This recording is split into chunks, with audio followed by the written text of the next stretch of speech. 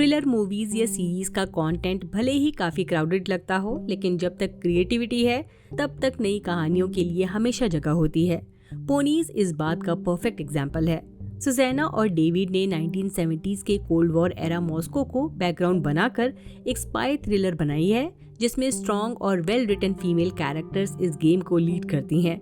Series सिर्फ action तक limited नहीं है, इसमें ह्यूमर, इमोशन और थ्रिल तीनों का अच्छा बैलेंस है। पोनीज ये भी दिखाती है कि ये स्पाई बनने की कीमत सिर्फ मिशन तक नहीं होती, बल्कि इंसानी लेवल पर क्या प्राइस चुकानी पड़ती है, स्पेशली एक फीमेल पर्सपेक्टिव से, जिसे यूजुअली इग्नोर कर दिया जाता है। ओवरऑल सीरीज काफी इम्प्रेसिव है, बस एक छोटा सा ड्रॉबैक है।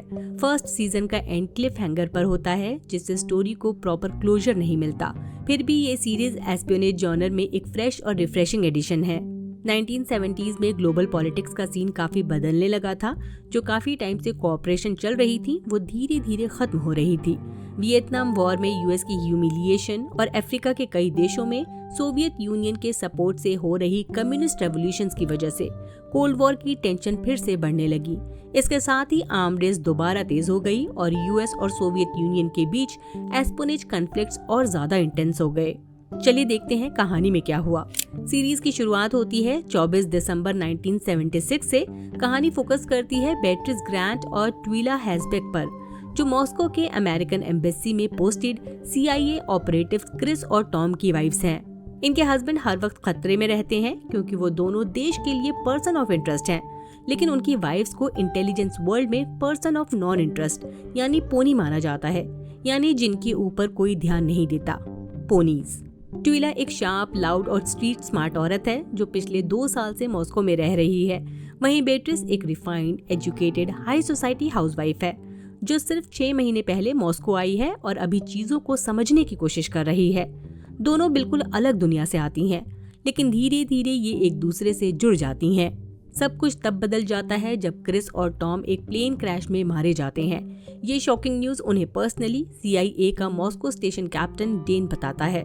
इस ट्रेजेडी के बाद दोनों औरतें US वापस लौट आती हैं, लेकिन वापस आने के बाद बेट्रिस को अपने हस्बैंड क्रिस की मौत पर डाउट होने लगता है। उसे लगता है कि सच कुछ और है। दूसरी तरफ ट्विला के पास कोई प्रॉपर घर नहीं होता जहां वो रह सके। इसी बीच बिया को क्रिस के सामान में एक कार्ड मिलता है जिसमें लिखा होता है winged horse over the entire world, और ये हैंडराइटिंग क्रिस की नहीं है।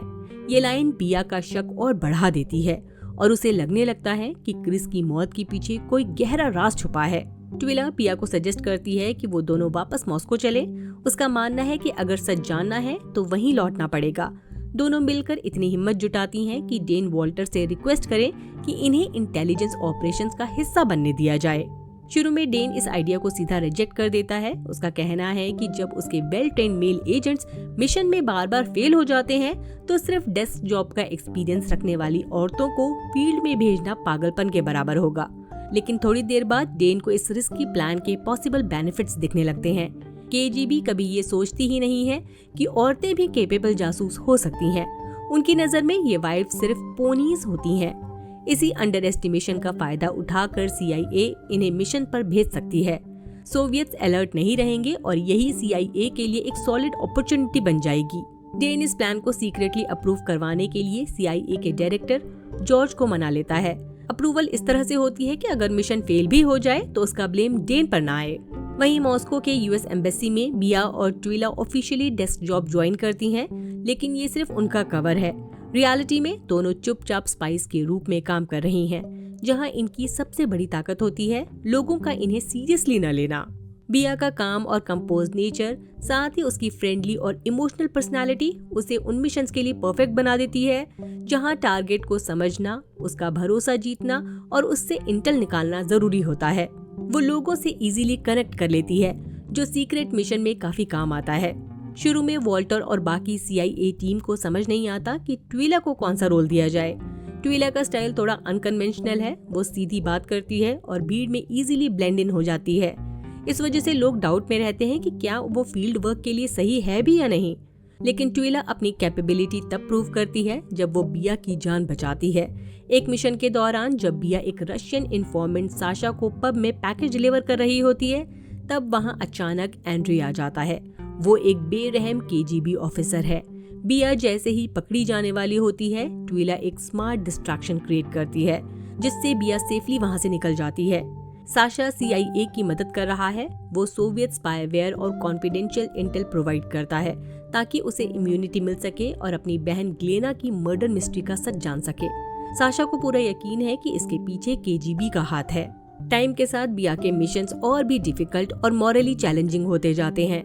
एक तरफ उसे साशा की जासूसी करनी पड़ती है जिससे उसकी जान खतरे में पड़ जाती है, और दूसरी तरफ वो एंड्री के साथ रोमांटिक रिश्ता शुरू करती है सिर्फ इसलिए ताकि उससे इंटेल निकलवा सके। ये सब बिया को अंदर से हिला देता है। एक पॉइंट पर बिया ऑलमोस्ट डिसाइड कर लेती है कि CIA छोड़कर US वापस चली जाए, लेकिन ट्विला उसे याद दिलाती है कि वो ये सब क्यों कर रही है, किस चीज के लिए लड़ रही है। बाद में वॉल्टर भी बिया को मोटिवेट करता है कि वो अपना फोकस मिशन पर रखे और इमोशनली न टूटे। आखिरकार बिया एंड्री का भरोसा जीत लेती है, उसके काफी क्लोज आ जाती है और साथ ही साशा के साथ भी स्ट्रॉन्ग दोस्ती बना लेती है, जो आगे चलकर स्टोरी को और कॉम्प्लेक्स और इंटेंस बना देता है। दूसरी तरफ ट्विला अनजाने में एक डार्क और डिस्टर्बिंग KGB कवर अप में फंस जाती है जिसमें सेक्स वर्कर्स के सीरियल मर्डर शामिल होते हैं। Russians high profile American bureaucrat से इंटेल निकलवाने के लिए सेक्स वर्कर्स का यूज करते थे। उन्हें उनके करीब भेजा जाता था, फिर उनके सीक्रेट वीडियोस रिकॉर्ड करके ब्लैकमेल किया जाता था। जॉर्ज, एक अमेरिकन एम्बेसडर, भी इसी ट्रैप में फंस चुका है। जब उसे पता चलता है कि जिस सेक्स वर्कर के साथ उसका वन नाइट स्टैंड हुआ था उसी रात उसका मर्डर हो गया, तो वो हेल्प के लिए ट्विला के पास आता है। बाकी लोग जहां एक सेक्स वर्कर की मौत को इग्नोर कर देते हैं, वहीं ट्विला इस केस को सीरियसली लेती है। वो वॉल्टर के राइट हैंड मैन, एक शांत और सॉफ्ट स्पोकन एजेंट रेमंड से मदद मांगती है। रे की रिसर्च से पता चलता है कि ऐसी कई लड़कियों का खून हो चुका है जिन्हें अथॉरिटीज ने सिस्टमैटिकली कवर अप कर दिया है। उन्हें ये भी पता होता है कि एंड्री ही इन सब के पीछे है। एंड्री अपनी KGB करियर को जल्दी ऊपर ले जाने के लिए खुद का ब्लैकमेलिंग नेटवर्क बना रहा है और अपनी आइडेंटिटी और राज छुपाने के लिए वो उन वर्कर्स को मार देता है। इन्वेस्टिगेशन आगे बढ़ाने के लिए ट्विला अपनी एक जान पहचान वाली लोकल सेल्स गर्ल इवेना से मदद लेती है।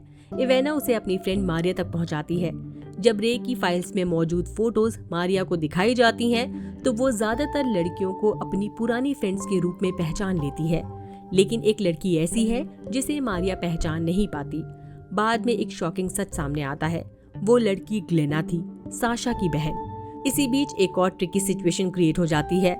एंड्री को लगने लगता है कि साशा और बिया एक रिश्ते में हैं। अपना कवर बचाने के लिए बिया को साशा के साथ एक्ट करना पड़ता है, वरना पूरा मिशन एक्सपोज हो सकता है। यहीं से कहानी और ज्यादा इंटेंस और खतरनाक हो जाती है। ट्विला को एक बहुत सेंसिटिव नेगोशिएशन मिशन दिया जाता है। उसे वेरा से बात करनी है, जो CIA और KGB के बीच एक मीडिएटर है। वेरा ट्विला को अपने एक कांटेक्ट तक पहुंचा सकती है जिसका कोड नेम है कैटरपिलर। बताया जाता है कि कैटरपिलर को उस KGB फैसिलिटी के कोऑर्डिनेट्स पता हैं जिसे क्रिस और टॉम अपनी मौत से पहले इन्वेस्टिगेट कर रहे थे।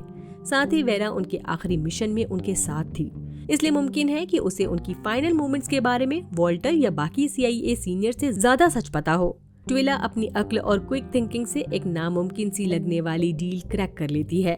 वो वेरा के साथ कैटरपिलर से मीटिंग अरेंज करवाती है और उसकी डिमांड के मुताबिक उसे US पासपोर्ट दे देती है।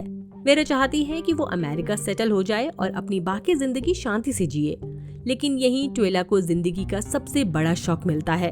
वेरा बताती है कि क्रिस और टॉम प्लेन क्रैश में नहीं बल्कि सोल्जर्स के हाथों मारे गए थे, और सिर्फ इतना ही नहीं, टॉम ने अपने देश को धोखा दिया था क्योंकि वो सीक्रेटली KGB के लिए काम कर रहा था। जब ट्विला और ज्यादा डिटेल्स निकलवाने की कोशिश करती है, तब सिचुएशन बिगड़ जाती है। वेरा ब्रिज से फिसल कर गिर जाती है और डूब कर मारी जाती है। इस हादसे के बाद बिया की मदद से जब ट्विला वेरा का सामान रिकवर करती है, तो उसे एक गहरा रियलाइजेशन होता है, इस बिजनेस में वो लोग कितने इजीली एक्सपेंडेबल हैं। ये बात ट्विला को इमोशनली हिला देती है। ट्विला टॉम की धोखेबाजी वाली बात बिया से छुपा लेती है क्योंकि बिया खुद पहले ही बहुत कुछ झेल रही है।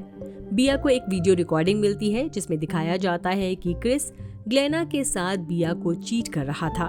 बिया ये वीडियो फौरन वॉल्टर को दिखाती है। वॉल्टर सच बताता है, क्रिस ने ये सब अपना कवर बचाने के लिए किया था। वो CIA का डबल एजेंट था और KGB का भरोसा जीतने के लिए उसे ये सब करना पड़ा। इस खुलासे के बाद बिया के इमोशंस पूरी तरह उलट पुलट हो जाते हैं। अब बिया की जिंदगी में भरोसा और धोखा एक साथ चल रहे हैं। क्रिस, साशा और एंड्री के साथ उसके कंफ्यूज रिश्ते डाउट और इमोशनल कन्फ्लिक्ट से भर जाते हैं। वेरा की मौत के बाद पूरा ऑपरेशन ऑलमोस्ट कॉम्प्रोमाइज हो जाता है। सब कुछ रुकने ही वाला होता है तब बिया एक रिस्की फैसला लेती है। वो अपनी बेलारूसियन इमिग्रेंट ग्रैंडमा मान्या को मिशन में इन्वॉल्व कर लेती है। मान्या एक होलोकॉस्ट सर्वाइवर है और बिया उसे वेरा बनाकर पोस्ट करने के लिए रेडी कर लेती है। बिया पूरी रिस्पॉन्सिबिलिटी लेती है कि वो मान्या को सेफ रखेगी, लेकिन चीजें जल्दी ही बिगड़ जाती हैं। केजीबी मान्या को किडनैप कर लेती है और इंटेरोगेशन के लिए ले जाती है। एंड्री को इस सिचुएशन का पता चलता है और जब बिया उसके साथ डेट पर होती है, उसे एहसास होता है कि उसने अपनी ग्रैंड माँ को कितने बड़े खतरे में डाल दिया है। बिया इंसिस्ट करती है कि एंड्री उसे अपने साथ ले चले। प्रॉब्लम ये होती है कि एंड्री असली वेरा को जानता था। वो जल्दी ही समझ जाता है कि मान्या एक CIA मोल है। एंड्री उसे प्रिजन कैंप भेज देता है। ट्विला ये सब वॉल्टर को इन्फॉर्म करती है और इस बार वॉल्टर खुद रेस्क्यू मिशन की कमांड संभालता है। बिया, ट्विला और रे के साथ मिलकर मान्या को रेस्क्यू करने में कामयाब हो जाते हैं। यहाँ एक इम्पॉर्टेंट बात यह है कि कैटरपिलर भी मान्या के साथ ही अरेस्ट हुआ था। वो कोऑर्डिनेट्स नहीं दे पाता, लेकिन वो मान्या को सोवियत का डेवलप्ड एक पीस ऑफ स्पाईवेयर टेक दे देता है। रेस्क्यू के दौरान टीम कैटरपिलर को बचा नहीं पाती और वो दोबारा सोवियत के हाथ लग जाता है। मिशन में मदद करने के बदले मान्या वॉल्टर से एक फेवर मांगती है। उसे बेलारूस अपने गांव तक सेफ पैसेज चाहिए, क्योंकि वो अपनी पुरानी दोस्त सोफिया से एक आखिरी बार मिलना चाहती है। याद रखना जरूरी है कि बेलारूस 1991 तक USSR के कंट्रोल में था, इसलिए एक कॉमन सिविलियन को, जिसे डिफेक्टर माना जा रहा है, वापस भेजना CIA के लिए भी काफी मुश्किल काम होता है। इस पूरे इंसिडेंट के बाद बिया और ट्विला के रिश्ते में टेंशन आ जाती है। बाद में जब ट्विला टॉम की बिट्रेयल वाली सच्चाई बिया को बताती है तो बिया गुस्से से भर जाती है, क्योंकि उसे एहसास होता है कि क्रिस की मौत किसी और की गद्दारी की वजह से हुई थी। लेकिन ज्यादा देर तक ये नाराजगी नहीं रहती। दोनों फ्रेंड्स जल्दी ही पैचअप कर लेती हैं और एक बार फिर एक दूसरे के साथ खड़ी हो जाती हैं। वहीं रे अपने छोटे बेटे ट्रेंट की देखभाल के लिए एक रशियन नैनी एवी को हायर करता है, चाहे उसकी वाइफ शेरिल को ईवी पर थोड़ा शक ही क्यों ना हो। एक दिन ट्रेंट को रे के अपार्टमेंट के फायरप्लेस के नीचे एक ऑडियो बग लगा हुआ मिलता है। जब रे को इस बात का पता चलता है तो वो पूरे एरिया की खोजबीन करता है। उसे सीक्रेट टनल सिस्टम्स का नेटवर्क मिलता है। इसी बीच वॉल्टर पर प्रेशर बढ़ता जाता है। CIA के हायर अप्स उसके ऑपरेशंस को लेकर सवाल उठा रहे हैं और हाल ही के हादसों की वजह से उसकी मेंटल हेल्थ भी धीरे धीरे खराब होने लगती है। अपने आप को संभालने के लिए वॉल्टर जर्मनी चला जाता है, जहां वो एक क्वेश्चनेबल साइकियाट्रिस्ट के पास जाता है। इस साइकियाट्रिस्ट का ट्रीटमेंट काफी एक्सट्रीम होता है। वो शॉक थेरेपी यूज करता है, जिसका पर्पस होता है शॉर्ट टर्म मेमोरीज और अनरिजॉल्व्ड इमोशनल पेन को दबाना। वॉल्टर को सबसे ज्यादा गिल्ट इस बात का होता है कि उसने क्रिस को उसके लास्ट मिशन पर भेजा, जिसका एंड उसकी मौत से हुआ।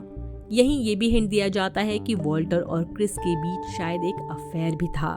एमिले, जो एक सीनियर एजेंट और होलोकॉस्ट सर्वाइवर है, वॉल्टर के सीक्रेट्स प्रोटेक्ट करता है और सारी जरूरी अरेंजमेंट करके उसकी सीक्रेसी बनाए रखता है। इसी बीच ट्विला और रे को एक खतरनाक असाइनमेंट मिलता है। इन्हें एक होटल में घुसकर सोवियत के हिडन कैमराज में से एक को ट्रैकर से बग करना है। ये होटल वही जगह है जहां लार्ज स्केल ब्लैकमेलिंग ऑपरेशन होने वाला है। प्लान ये होता है कि रिकॉर्डिंग डिवाइस में ट्रैकर लगाकर KGB के मास सर्वेलियंस कंटेनमेंट फैसिलिटी की लोकेशन ट्रेस की जा सकती है। ट्विला इस मिशन के लिए मारिया की हेल्प लेने का प्लान बनाती है, लेकिन सिचुएशन ऐसी बनती है कि इवाना को भेजना पड़ता है।